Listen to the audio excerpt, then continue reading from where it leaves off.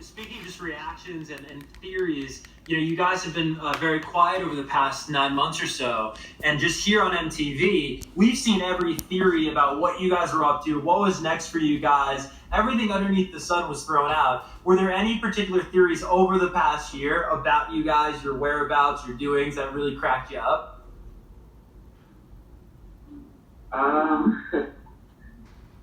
I don't know. It's interesting because I wasn't even really on social media too much over the past. I wasn't using it. We literally deleted the app. Yeah. Oh wow. For a while. And it's kind of just like a mental cleanse, at least for me, and I think probably for you guys too. I think a lot of people thought we broke up. Yeah, that was funny. I do remember that one. That was funny. We were like, they don't even know. I remember even when we were talking to friends that hadn't seen us in a while, and they'd be like, "Are you guys still together?" I'd be like, "Yeah." Awesome. Little did they know we're recording the whole album. No, recording the best music ever. I have to imagine it's a great point you make about just like the mental cleanse, right? Like, would you say that maybe it put a lot of things in perspective just personally for you guys because you didn't have so much noise? Of course, it was a crazy year for all of us, but you guys must be in such a good headspace right now, I'd imagine. Yeah, oh yeah. I got to go home and see my family for like 2 months and just catch up on some good stuff that we got on. A lot of self-reflection and trying to be a better person. And it's been a really, it's like interesting because the last 4 years we were on tour, so it's nice to obviously we miss touring, we miss seeing fans every day and everything, but it's been sort of nice to catch up on everyday life as well. I've definitely been in the best headspace I've been. For a while. We wouldn't have made this album if we didn't have this break. That's 100%. Yeah. We would have made an album, but not this album. This is the album. Would you say that the album we're going to get and the music we're going to get, beginning with Fallen, is the most honest and the most... we'll get into who's producing and who's writing this stuff, which is very exciting, but would you say it's the most honest music you've probably ever made? Are we going to see the realest Why Don't We in so few words? Yes, we nailed it, Kev. 100% nailed it. It's crazy because I can listen to songs and remember actual certain things I was doing. Yeah. Right. And we have a sound. Yeah. We're kind of going in a different direction than we have in the past, and it just feels right. Like you said, it feels to be honest. And it's the most fun that we've had with our music so far. Fans will feel that too. Yeah, I think fans will notice. Totally. Daniel, I want to take it to you on the topic of music and the sound, because I remember the first time I ever met you guys as a group, it was on a show I used to do called Billboard Live. It was way back in the day. It was like the Something Different days. Wow. And Daniel, one of the first things I talked to you about was how many instruments you played. So I'm curious, in 2020, what can we expect this music to sound like musically? What can we expect from Fallen specifically? That's a big part of it is instrumentally. We all play instruments, and on the past records we hadn't. And I feel like part of that was even just the sound of pop. There really wasn't much more than a synth and a trap drum going on. But I feel like we kind of are at this point where we're free to make more out of the box choices. So we did that with this album. I would say it's more rock. Yeah, it's more rock. It's more a little bit. I don't want to get too much out. But the melodies are still very pop. Yeah, very penetrating. Post Malone on Imagine Dragons. Yeah, Justin Bieber had a baby. Yeah, right on. That's good. That's all we'll give you. Yeah, all had a baby. That was together. A post Bieber Imagine Dragons baby is on the way. You heard it here first. That's an exclusive on MTV. So have you guys shot a music video for the Fallen? Is there a video on the way? Can you tell us? This is a music video show where your past work is top requested each week. Is there a new arrival we can expect? When you make a song, usually a video does follow. Yes. Yeah. Or come. But Maybe. Yeah, I mean, I don't think there is one.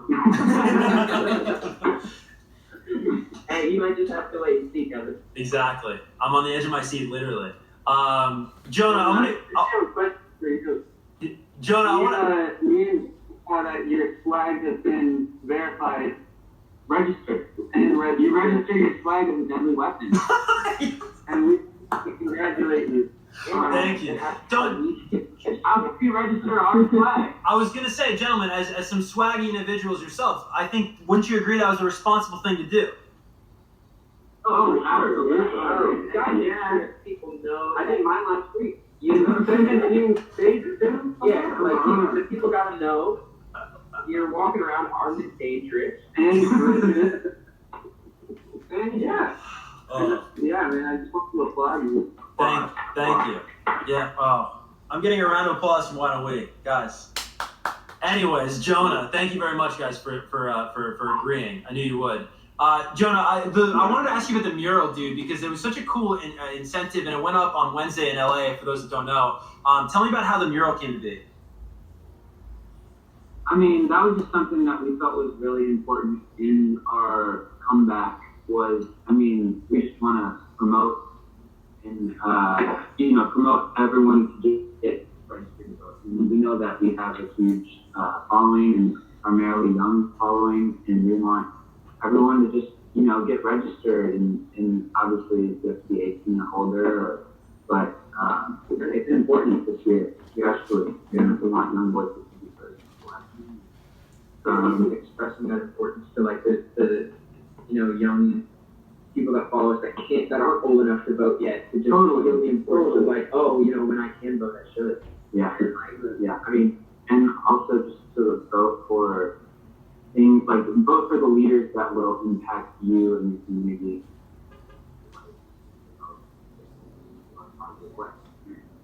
Yeah, absolutely. You guys were great too. And Jonah specifically, your tweet comes to mind in and it's really it's a commendment to you guys to sort of realize the weight and the importance and really the size of your platform. Around the time of George Floyd and around the time of the movements this summer, for you guys to actually break your silence to make a statement on that was huge, and I think it was really important. And I know I speak for all the fans that appreciate it, to use your platform in such a positive way and realize that your fans needed to hear from you, and you guys were such a great example. Just in regards to head count and then the ATL votes, how did you guys team up with those two operations, and how did that come about? Headcount? We just saw a lot of people working with Headcount, and we reached out to our label and wanted them to get in touch with Headcount. A really big impact. Very much like the best partners. The mural was awesome. Shout out Ella. Yeah. She did the mural for us. She was amazing. So that was cool to see. I had a couple friends that drove by on Moto to text me about it. Yeah. I went one day too, and Ella was like actually painting it, and she was like up on this huge rig, just painting it. It was really cool with the back rig. That's awesome. Corbin, man, I got a lot of questions for you, man, but I gotta start with the hair. You got a new look, dude, and the fans are going so crazy. What brought on the new look? Can I start there? Yeah, it's part of my swag registration. No, I mean, I think my main motive just like, I don't know, I've been blonde for 4 years, and like there's a lot of maintenance, and it was cool at the time. But I think the dark hair, it was a good little switch up. I wanted to not like shock people, but come out of the jump with a different look and with as much swag as you have, Kevin. And so far the response has been great. I mean, I can't do that. No, totally. So, Corbin, I don't think it's a secret, but in case those that don't know, you guys are co-writing and co-producing all of this music. That's always exciting in an artist's journey and evolution when that happens as a fan, because again, we go back to that's when you really get to the nitty gritty, the honest. You almost meet the artist in a whole new way, in a deeper way. But how has that changed just the music for you guys? Like now that it, I don't know if all of it's done, but there are there are songs that are done, including Fallen. When you look back now, how does it manifest in the actual music, just being so hands-on?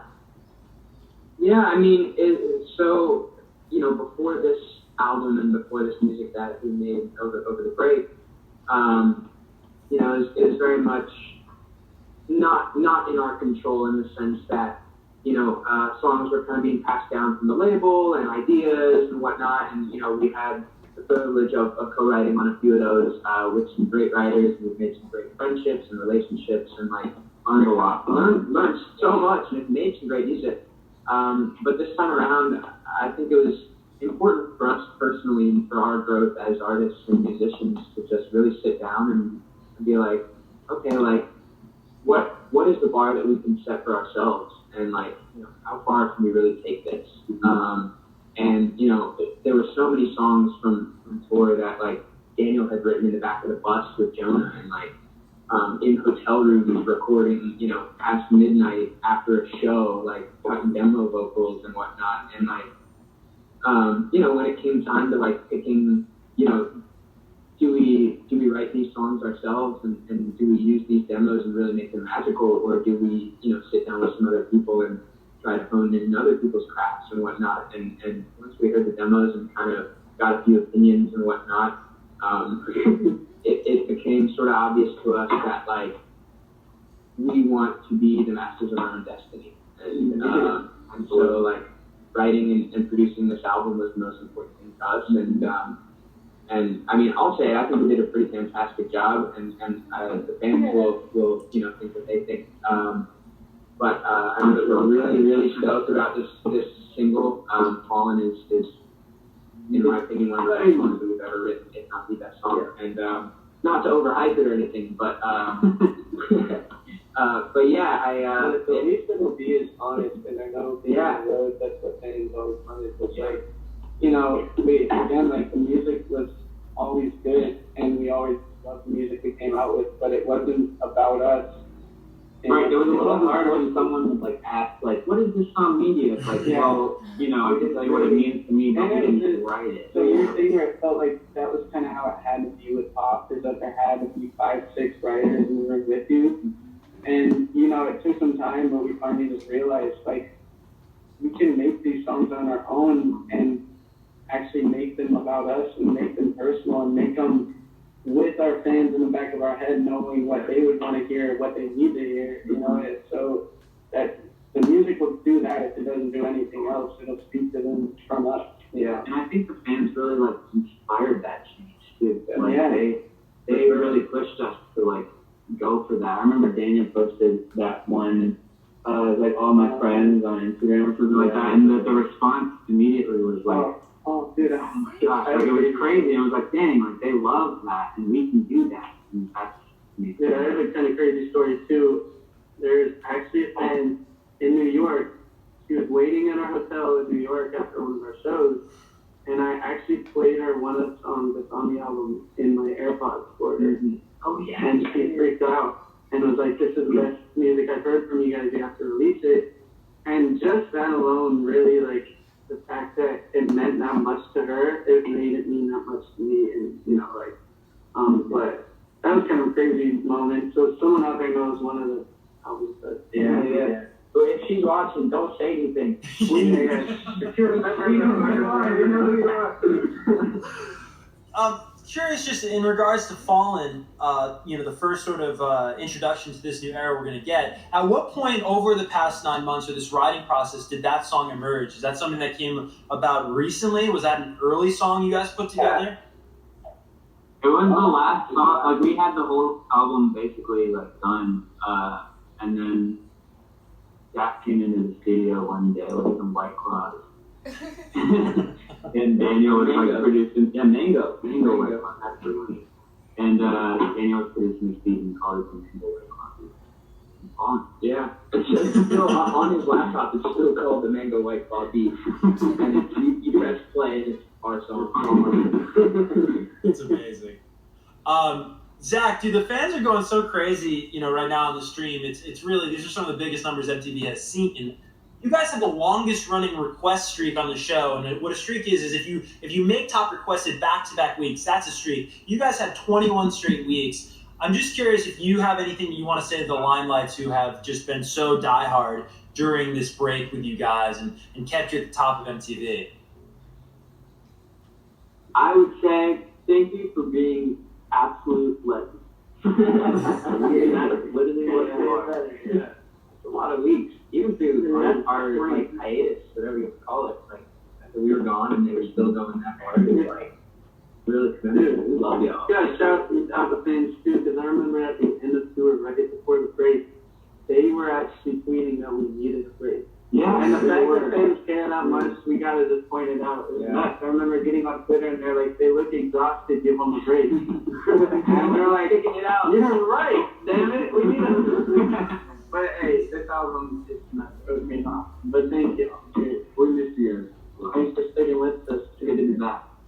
Absolutely. All right, so Fallen this Tuesday. We can't wait. I know that. I mean, the signed CDs are already going crazy. So I mean, the fans are ready for this. What else lies though in the near future? Anything else that we can expect? The one question I have to ask, because to me I feel like it's the number one question I'm getting spammed with on social, is new merch. Is there new merch on the way? Oh, so good. Yeah, we're working on softening it up. Of course there is. We see all y'all's tweets about what you like, what you don't like. You know, we got that new little logo going that I think is going to be pretty cool on some stuff. So yeah, also to any fans watching, if y'all have ideas, tweet them to us, send them to us, however you feel like sending them to us, because we'll be on the lookout, and you guys always have great ideas. So help us out. Guys, the new merch might be so fire that the fans and the Limelights might have to register their swag. I think is what we're saying. Oh, that's the goal. That's a good point. Let's go. If they can get registered swag with Why Don't We merch on, then that's a win. All right, guys. Again, Fallen is out Tuesday, September 29th. I know I don't have to tell each single Limelight that, but just congratulations on the warm response. And I know it's probably a little for anybody, it's a little nerve-wracking when you've been gone for so long. Will the fans be there? Of course, they answered resoundingly, and we knew they would. So just congratulations on 21 weeks, and we can't wait to see what's next. Yeah, and thank you for having us. Thanks for so much. Thanks so much for that. Of course, guys. We'll talk real soon. We're going to get back to the videos. Thank you again to the legends. Why don't we? This is Morissette on the Friday live stream. You're a legend, brother. You're a legend. Oh, oh, oh.